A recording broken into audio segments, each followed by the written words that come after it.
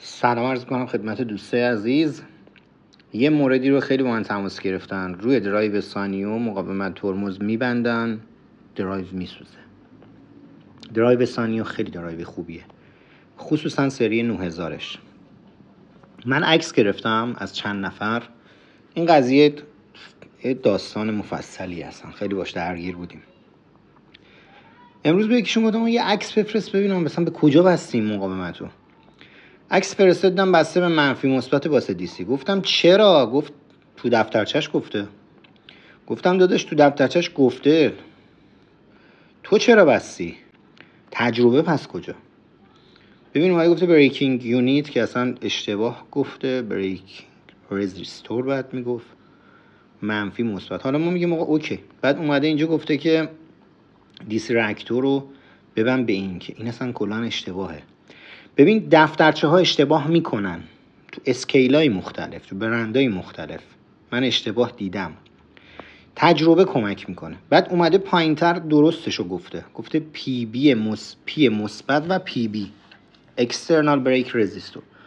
گفته از نیم اسب تا 30 اسب بریک در واقع چاپر داخلی داره که شما میتونید ببینید. اینجا هم دوباره اومده توضیح داده. اوکی.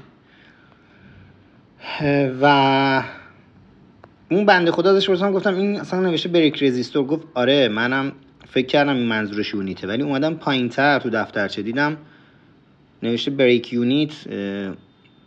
من بهش گفتم بعد میگفت بریک رزیستور، تو اصلا اینجا باید شک میکردی منظورش یونیته. گفت نه رفتم پایینتر میبینم نوشته بریکینگ، همون بریکینگ یونیت رو نوشته و گفته میتونی 75 اهم 800 وات استفاده کنی. یعنی یه بریک یونیت اینجا گفته، یه بریک یونیت دوباره اینجا گفته. حالا موضوع چیه؟ موضوع اینه که درسته دفترچه یک رفرنس خیلی خوبه، ولی شما اگه یه سری اصول بلد باشی اشتباهات دفترچه رو پیدا میکنی. الان میریم مثلا توی دفترچه دیگه برای سانترنو سینوس پنتا، ببین چقدر قشنگ توضیح داده.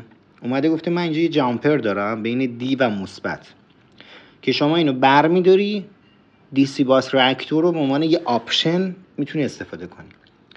اینجا بریکینگ رزیستور گفته به عنوان آپشن میتونی به مثبت باس دی سی و بی ببندی.